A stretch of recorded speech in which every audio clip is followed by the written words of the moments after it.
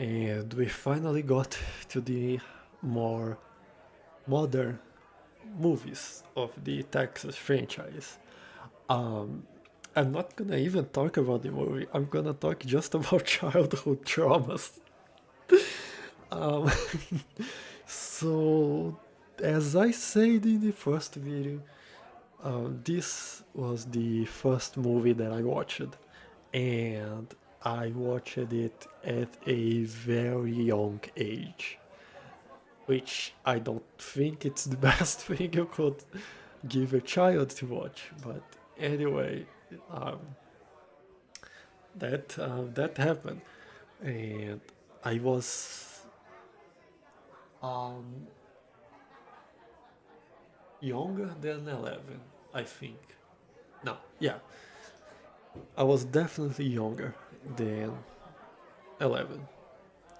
Um, how much younger than I can't tell, but that was definitely younger than 11 when I first watched this one, and I guess we had the DVD of it, or maybe someone at our family had it, and like we watched it together. Like maybe an aunt of mine had the DVD, and then we like got together in her house for whatever reason, and then we watched the movie.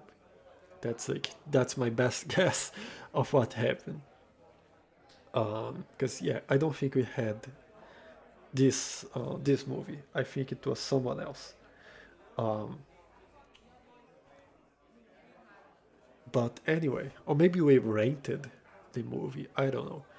Um, the idea is literally the same as other movies. We'll have a group of young adults driving through Texas, and they will get too close to the Sawyer house, which again changed names. Now it's not Sawyer anymore, it's something else. And they will become their next victims. Um, and I guess this one is the best at maintaining tension high at all moments. Like during the entire movie, there is something happening. Maybe the characters aren't getting killed, but there is something going on that makes you believe that they will get killed now. Like there is a scene where a sheriff um, asks a guy to like show him what happened, um, because the group of young adults helped a girl. They um, There was this girl that was wandering in a road, so they get her, put her inside the van, and then um, because of to where they were driving, like they were going straight to the cannibal family house. This girl that they try to help kills herself. So the sheriff later on he asks one of um, the protagonists to show what happened, um, and at all time we are like, okay, the guy is gonna get killed now, which does not happen, at least not at that time. But anyway, like the tension is still there. That's what I'm trying to say. Even though like deaths are not occurring, there is something else to make you fear there is happening at all time. Um, and there is a specific moment of that movie that really stuck to me, which was there is one scene where one of the characters is running from Leatherface, um, Andy, his name, and he goes a through some bed sheets that are hanging, like drying beneath the sun. Um, and eventually, Leatherface managed to catch him. Um, and that scene stuck to me um, while I was growing up, to the point where I would avoid going closer to clothing that is drying. Like my mother would wash bed sheets and hang it on the backyard to dry, and I would legitimately be scared of going near that because of this one scene from this movie. Um, so yeah, that's why that's why the title of this video is related to childhood traumas. Um, um, but yeah, that was the first movie I watched from Leatherface and the one that mostly stuck to my head. Um, it's interesting. I like the some of the family members, but I feel like they could have better developed them. Like we got the two ladies that have no development. We have Mama that has no development, and we have the wheelchair guy that has almost no development. And most of the movie is centered on Leatherface and the sheriff, which are great characters. I really enjoy them, um, especially the sheriff. Like every time he shows up, um, there is like he brings a lot of tension to the scene. Um, so I like him because of that. Um, but all the other characters, like there is no proper development to the rest of the family. And there is also no dining scene, which I don't know, felt like something was missing from the movie, you know? Like I've watched the past four movies and all of them had a dining scene. And on three of them, the dining scene was the peak of the movie. Like the first, the third, and the fourth movie had really good dining scenes. Um, so I was expecting it to happen in this movie also. Like I was watching the entire time, and I was just wondering when it would happen. And then when the final girl manages to get help from a trucker, that's like when I was thinking it would happen. Like I was thinking, okay, the trucker is definitely a part of the family. They will try to subvert what happens in the first movie. Because in the first movie, the trucker saves Sally. So I was thinking, like, okay, maybe they will try to do some plot twist in here.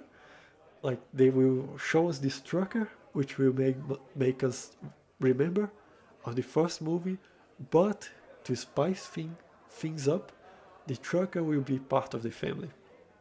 So he will bring Erin um, back to the family, and we'll have the proper dining scene. But that's not what happens.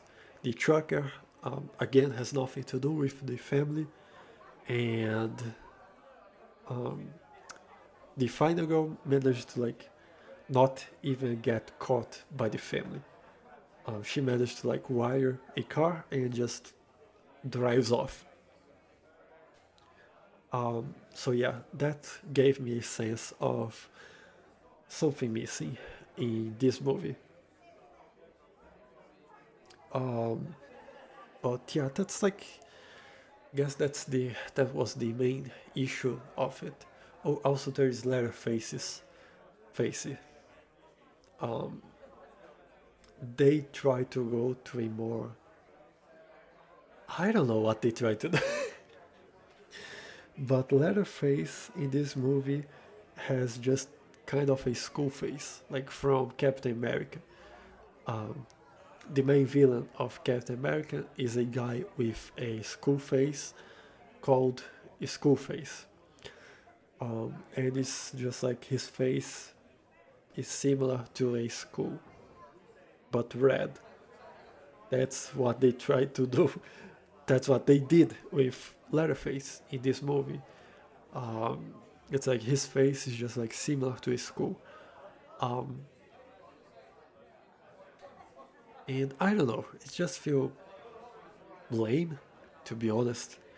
Um, and I don't know, I guess I really like the design on the other movies. Like, sure, on Next Generations we don't see much of his face, but on the other three we see, and I really like the design of it. Like, well, we don't get a clear shot of his face. We just get bits of it, like his mouth and eyes, because the masks does not fit really well in his face. So we can see like some bits of it. On Next Generation, the masks fits better, so we don't really see his face. And I don't know, I really like the design on the first movie with the weird teeth and gum. Um, and I guess like going for the skull shaped face is just a missed opportunity. Um, but yeah, there is another problem, which is some characters dying because others were dumb, like Morgan. Um, there is two times where other characters could have helped him.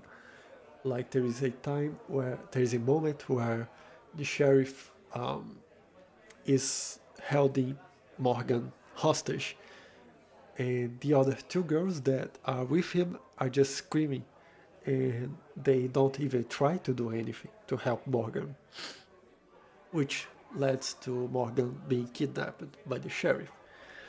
And later on, we discover that Morgan is still alive, and there is a moment where he is fighting Leatherface, and again the final girl is present in the room, and she does nothing besides to scream. There is even a moment where Leatherface drops his chainsaw on the ground, and the final girl does nothing. she just she just keeps screaming while Morgan and Leatherface are wrestling each other. Um, so yeah, that could have been better written in a way that the um, in a way that Morgan still dies, but that the other characters do not appear to be so useless. That at least they try to do something. That also happens on the third movie, but it's more believable. It's when Benny is fighting Leatherface in the water, and the only thing the final girl does is to scream. But it's more believable because Benny and Leatherface are inside a lake. So for the final girl to help Benny, she would have to go into the lake also, which would be very dangerous to do. So it's more believable. On this one, it's like, come on, the chainsaw is right there. You just need to reach and deal with Leatherface, um, which she does not do. And then, I don't know, there is a later moment where Eri, the final girl, chops Leatherface's arm off. And at the time, I was just remembering about Avengers Endgame, when Thanos goes like, "You should have aimed for the head," and then he snaps his fingers, um, which kind of broke the atmosphere. We were like in this really tense moment, and I was here quoting Thanos on fucking Avengers Endgame. um, because the final girl decides to go for the arm instead of the head, which almost costed her life later on. Because later on, Leatherface shows up once more, but since he has only one arm, he cannot like maneuver the saw that well, which allows the final girl to escape. But yeah, she would, if she had gone for the head, that would have happened. Um, but yeah, that was Texas Chainsaw Massacre, the remake of 2003, and that's like the movies that I watched so far. Um, I still need to like finish this franchise. But yeah, I guess I'll do like a pause. I don't know. Maybe I'll watch the next one because the next one is a prequel to the 2003 remake.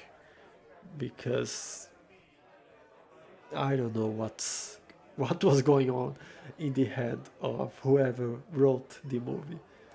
Like instead of starting with the beginning, um, they started with a random point of the story. Um, anyway, oh, there is another scene that stuck to my head, which was the police recording. So, at the beginning of the movie, it starts with a police recording. There's two officers in the house, like the police secured the house. Um, like Erin survived, went to a police station and said, "Hey, there is this crazy dudes in the house. You need to go check." And then the officers go to the house and they secure it. They like guarantee nothing is happening in there. And then sometime later, um, they send two officers to record the place, to like record um, the house, how it was before they can proceed with the investigations. And that's like the intro of the movie is we see this from the perspective of the cameraman, um, which is recording another officer walking through the house and talking about what he's seeing, like scratch marks on walls and bones lying on the ground. And because I was a dumb kid at the time, I thought that was a real recording. And I thought that um, the events of the movie really happened. Um, so yeah, and then there is the ending scene, which is the continuation of the officer's recording, because like we see half of the recording, and then we see the movie, and then we see the other half of the recording, where it gets revealed that the police did not secure the house well enough, and um, it gets revealed that Leatherface was still at the basement, and he attacks the two officers, um, which also increased my fear of Texas. And I was like, for a period of my life, I was like, yeah, I'm never going to Texas. If I ever set foot at the United States, I'm never getting anywhere near Texas. Because I was thinking that the recording was real and that Leatherface was real and that he was still somewhere there making new victims. Um, but yeah, um, I was a dumb kid, and my family members capitalized on that at the time. Great thing to do with a kid. If you see a scared kid in there um, somewhere, rush towards them and give them more nightmare fuel. Um, but yeah, that was the Texas Chainsaw Massacre remake.